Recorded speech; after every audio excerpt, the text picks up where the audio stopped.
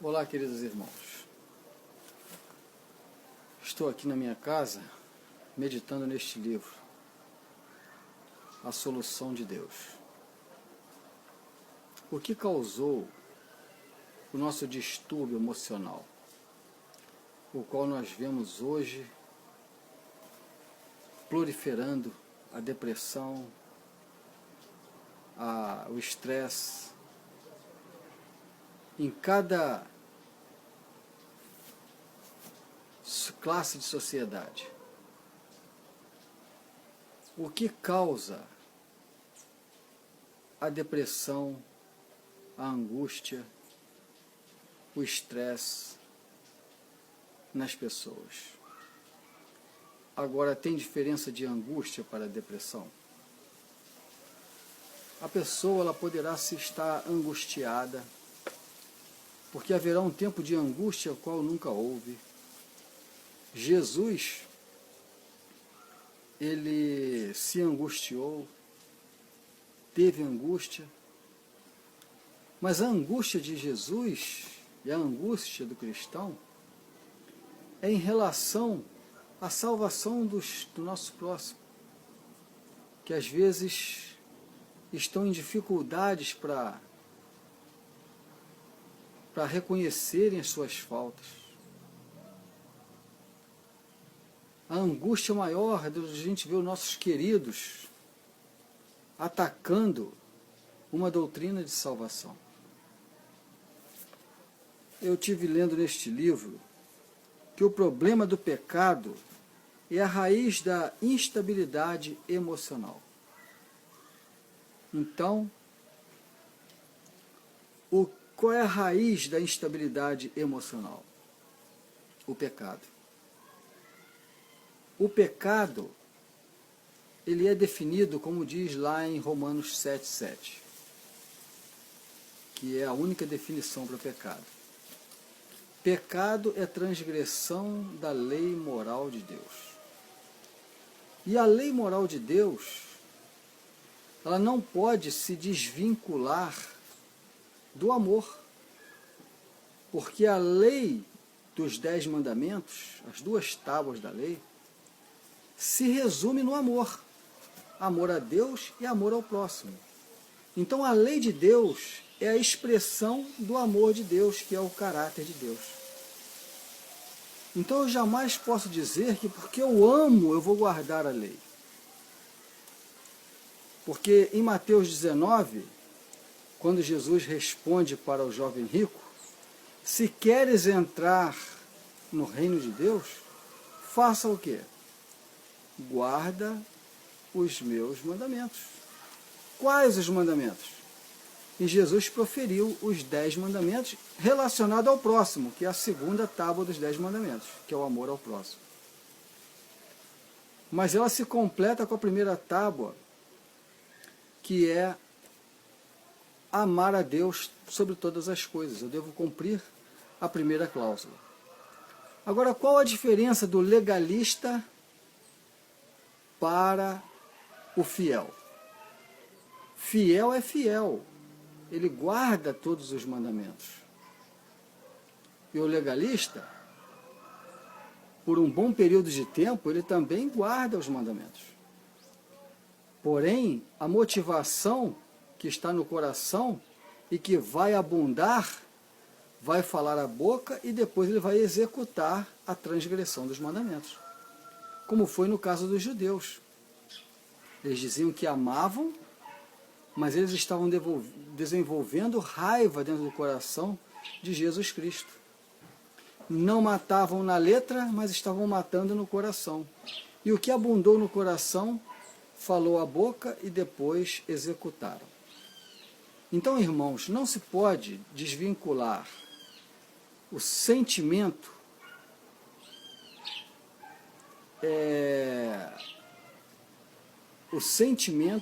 que é a palavra amor, no sentido de um sentimento, da lei de Deus, que é a razão.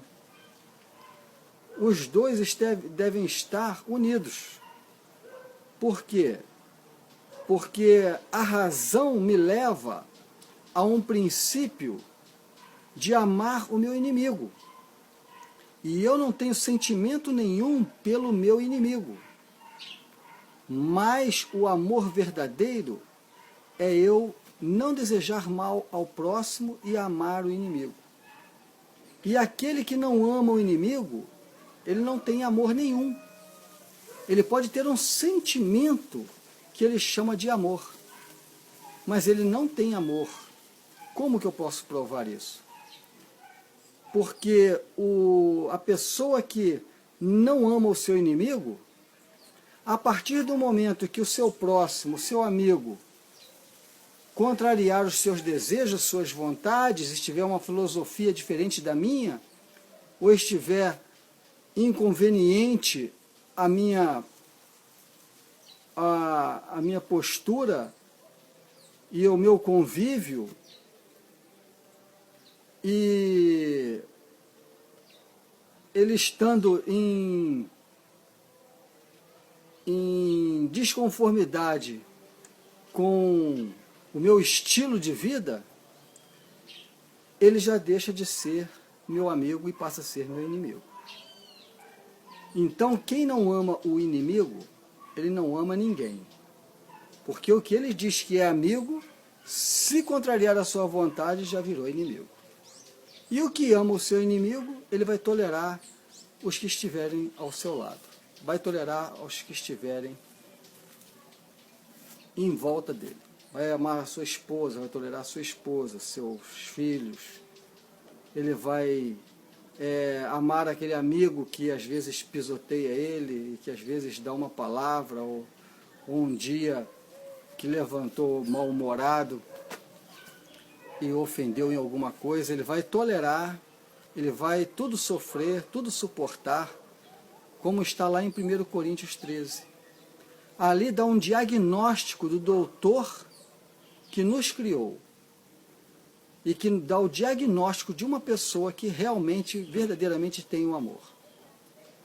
Se a pessoa tem o verdadeiro amor, ele está enquadrado com os seus frutos naquela lista do que representa o amor. O amor não arde em ciúmes, o amor é sofredor, e nós conhecemos muito bem. Então, amor não é só um sentimento. Amor é um princípio. Eu não tenho sentimento por uma pessoa que me faz o mal, que me persegue. Mas a lei fala para que eu busque esse amor, que é eu ter afeição, eu ter o desejo de salvação daquele que está me afligindo, que está me perseguindo, que está me maltratando, que está me apedrejando.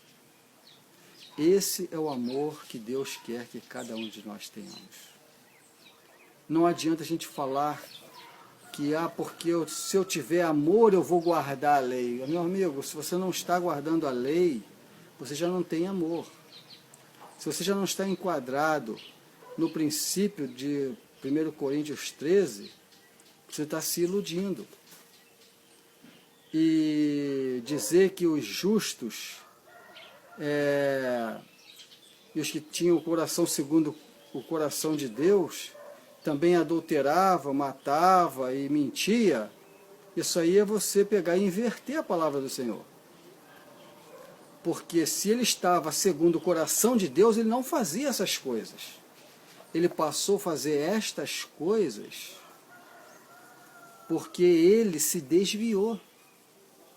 Porque ele caiu em transgressão e entrou num espírito que já não é mais o de Deus, mas é de Satanás. Não quer dizer que ele possa se arrepender como Davi se arrependeu, mas dizer que os justos estão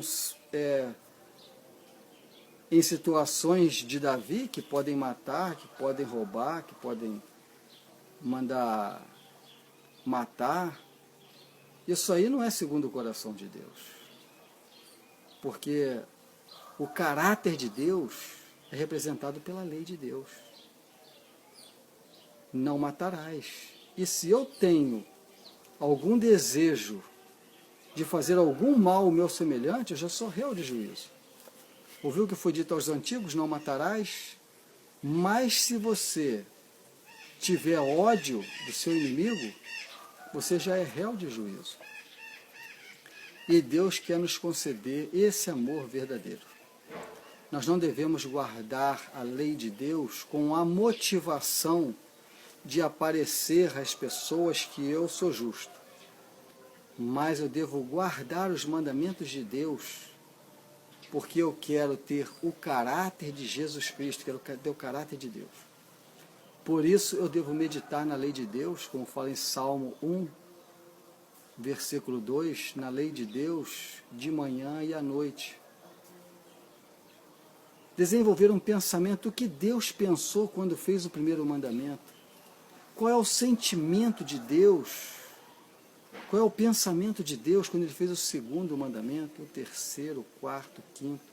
O que passava na mente do Senhor? Com essa meditação, eu vou ter amor à lei de Deus.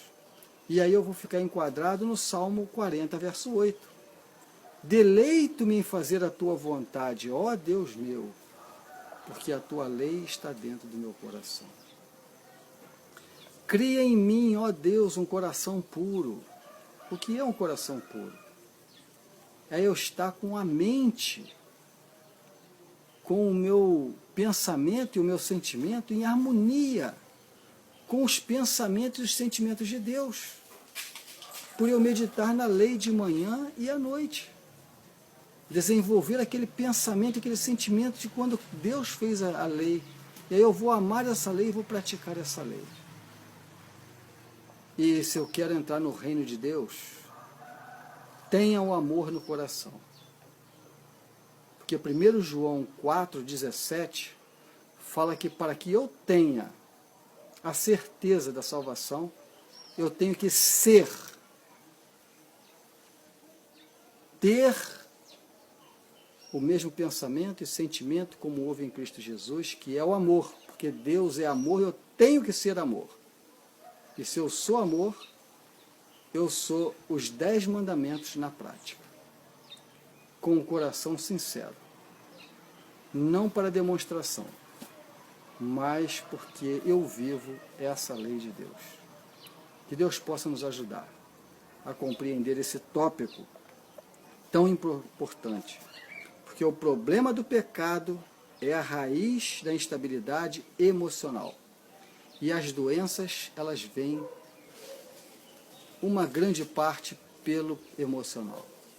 90% das doenças é pelo emocional.